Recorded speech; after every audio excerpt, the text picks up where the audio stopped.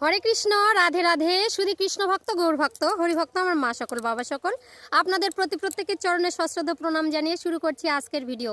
তো আজকের ভিডিওর বিষয়, এই যে ঠান্ডা পড়েছে, আপনাদের কোমরে ব্যথা, পিঠের মাঝাতে ব্যথা, ঘাড়ের মধ্যে কন্ডোলাইস, আর কি আছে পায়ের গোড়াতে কোলেস্টারের ব্যথা, এরকম নানা রকমের ব্যথার জন্য ঘুম থেকে উঠে এত কষ্ট হয়। এমনি তো শীতের দিনে মানুষ বেশি জল ব্যবহার করে না, হয়তো হালকা পাতলা জল দিয়ে স্নান করে নেয়। তো যেখানে সেখানে আমাদের রক্ত জমাট বেঁধে যায়, তো যার জন্য আমাদের শিরা উপশিরাগুলো কিন্তু ব্লক হয়ে যায়, রক্ত সঞ্চালন ক্ষমতাটা কিন্তু কমে যায়।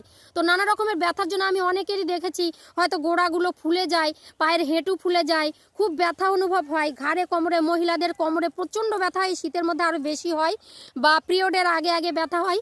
এই যে সমস্ত রকমের ব্যথা, যারা পা ফেলতে পারেন না, ঘুম থেকে উঠে পায়ের গোড়ায় এত ব্যথা হয়, হাঁটতে পারেন না, এরকম ঘরে ঘরে ব্যথাযুক্ত মানুষ কিন্তু রয়েছেই। তো আমারও এক সময় ছিল, তো আমি ঘরোয়া উপায়ে এই ব্যথাকে কিন্তু তাড়িয়ে দিয়েছি। আমি কিন্তু ধরধর করে চারিদিকে এখন দৌড়তে পারি, সকালে হাঁটি, সব কিছু করতে পারি, কোমর হালিয়ে ঝাড় দিতে পারি। যারা কোমর হালিয়ে ঝাড় দিতে পারে না, খুব কষ্ট হয়, তাদের জন্য আজকের ভিডিওটা। তো আজকে আপনাদেরকে জানাবো ঘরোয়া কিছু টিপস। তো ওই টিপসের দিয়েই কিন্তু আপনাদের সমস্ত রকমের ব্যথা দূর করে দিতে পারবেন। অনেক ক্যালসিয়াম খেয়েছেন, অনেক রকমের অ্যান্টিবায়োটিক খেয়েছেন, তো নার্ভের ডাক্তার দেখিয়েছেন, ঘাড়ের রগগুলো টেনে ধরে, মাথার আর ব্রেনটা কেমন যেন করে, স্নায়ুতন্ত্রের দোষ, এটা হচ্ছে নার্ভেরই দোষ। তো এর জন্য আমরা ডাক্তার দেখিয়ে দেখিয়ে ওষুধ খেয়ে ঘুমোচ্ছি আর ফুলে যাচ্ছি, ভিতরে ফাঁপা হয়ে যাচ্ছে, শরীরকে একদম দুর্বল করে দিচ্ছে। যার জন্য আজকে আপনাদের জন্য কিন্তু এই ভিডিওটা। তো একজন দাদা ভাই কিন্তু আমাকে কমেন্ট করেছেন যে পায়ের গোড়ার ব্যথা কি করে ভালো হবে, পা কেন সারা শরীরের ব্যথা ভালো হবে, কনুইতে ব্যথা, এই গিরেতে ব্যথা। আমাদের ক্যালসিয়ামগুলো কিন্তু এমনিতেই আমাদের ক্ষয় হয়ে গিয়েছে, নানা রকমের কাজকর্ম, নানা রকমের চাপ, টেনশন, বা হচ্ছে হাড় ক্ষয় হয়ে যায় হাঁটতে হাঁটতে, এত কাজ, এত পরিশ্রম করতে করতে কিন্তু এগুলো হয়ে যায়। বৃদ্ধ বয়সে এত কষ্ট হয়, বাড়িতে বৃদ্ধ বাবা মা সবারই আছে, তারা এত কষ্ট পায়। তো তাদের ব্যথা কি করে দূর করবেন? মহিলারা ঘাড়ের পিঠের ব্যথা কি করে করবেন? তো পা থেকে আমাদের সারা শরীর কিন্তু নার্ভের কানেকশন রয়েছে, তাই না, স্নায়ুতন্ত্র।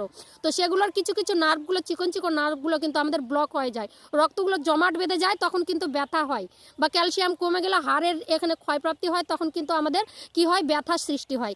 তো আজকে আপনাদের এই ব্যথাটা কি করে দূর করব সেই উপায়। তো ঘরের মধ্যে সবারই কিন্তু ডেক আছে, ডেকের মধ্যে আপনারা 7 থেকে 8 লিটার জল নিয়ে নেবেন। তো জলটা নেবেন, এবার সেটাকে গরম করবেন। গরম জলের মধ্যে হাফ থেকে 1 কাপ লবণ মিশিয়ে দেবেন। জলটা এমন ফুটাবেন না যেন গায়ে ফোসকা পড়ে বলক উঠে যায়, তেমন করে কিন্তু না। তো আপনাদের যে গায়ের মধ্যে দিলে একটু হালকা যেন অনুভব হয়, একটু কটকট করে ধরে যেন, এরকম জলটা কিন্তু রাখতে হবে। মানে শোয়ার থেকে একটু হালকা বেশি বেশি, মানে সহ্য করার ক্ষমতাটা যেন থাকে। কটকট কটকট করতে করতে কিন্তু, কেন, এই গরম জলে কিন্তু নার্ভের পেশিগুলো কিন্তু ছেড়ে দেয়, নার্ভ পেশি এগুলো কিন্তু ছেড়ে দেয়। ঠিক আছে, জলটা গরম করে নেবেন, এর সঙ্গে আমি বলেছি লবণ মিশাতে। তো কতখানি, হাফ থেকে 1 চামচ, হাফ থেকে তোমার হচ্ছে 1 কাপ, কেন 8 লিটার জলে সেটাই যথেষ্ট। আর এর সঙ্গে কি নেব, এর সঙ্গে ঘরের মধ্যে আপনাদের কিন্তু লেবু থাকে, তো একটা গোটা পাতি লেবু বা 2টো গোটা পাতি লেবু কেটে সেখানে চিপে কিন্তু রসটা দিয়ে দেবেন।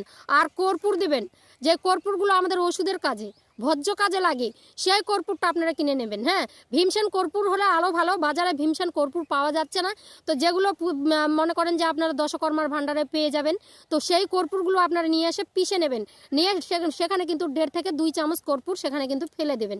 দিয়ে কি করবেন, জলটা সোয়া সেগুলো সব একসঙ্গে মিক্সড করে নেবেন, একটা হাতা দিয়ে বা একটা খুন্তি দিয়ে ভালো করে মিক্সড করে নেবেন।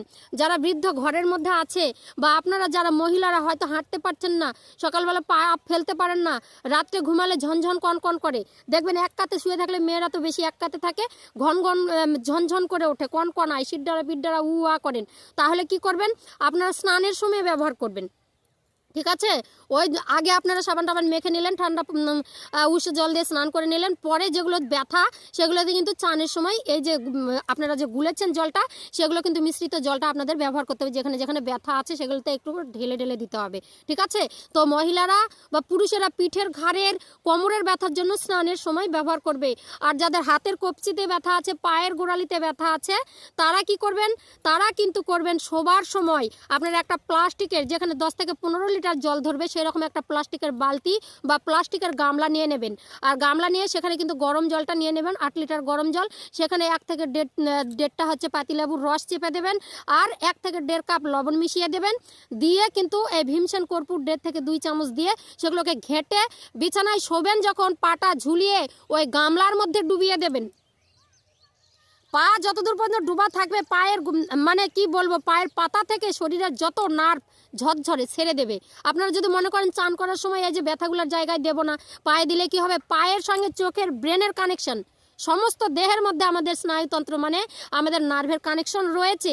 তো পায়ের যার জন্য এত ব্যথা হয়, ব্যথার জন্য মানুষ হচ্ছে বহুদিন নার্ভের ওষুধ খায়, হাঁটতে চলতে পারে না, দৌড়িয়েছে, হয়তো একদিন প্রচণ্ড নেচেছে, এখন বন্ধ করে দিয়েছে, তাদের কিন্তু নার্ভের প্রবলেমগুলো প্রচণ্ড বেশি। তো তাদেরকে আমি বলবো পা ডুবিয়ে কতক্ষণ থাকবেন, 20 থেকে 15 মিনিট, না 15 থেকে 20 মিনিট বা 30 মিনিট, এরকম প্রত্যেক দিন রাত্রেবেলা করুন। 10 থেকে 15 দিনের মধ্যে আপনার সারা শরীর যদি ঝরঝরা না হয় তা আমাকে ভিডিওতে আমাকে কমেন্ট করবেন যে দিদিভাই আপনি যে কথাটা বলেছিলেন একদমই ঠিক। তো আপনার পায়ের ব্যথা, গায়ের ব্যথা, কনুর ব্যথা, হেঁটুর ব্যথা একদম ঝরঝরা হয়ে যাবে। আমি এটা সাজানো কথা নয়, আপনারা করে দেখুন। আমি যে ভিডিওগুলো দিয়েছি অবশ্যই আপনারা উপকৃত হবেন, আমি বললাম। তো যাই হোক, আজকের ভিডিওটা এই পর্যন্ত। আপনারা উপকৃত হন, যারা সবাই ভালো থাকুন, আশেপাশে সবাইকে ভালো রাখুন, ভিডিওটা বেশি বেশি শেয়ার করুন। যারা ব্যথা ভোগ করছে, এরকম ঘরে অনেক মা বোনরা আছে যাদের ওষুধ কেনার পয়সা নেই, তাদেরকে এগুলো করে দেবেন, শেয়ার করলে তারা একটু উপকৃত হবে। যাই হোক, আজকের ভিডিও এখানে রাখছি। সবাই সুস্থ থাকো। হরে কৃষ্ণ।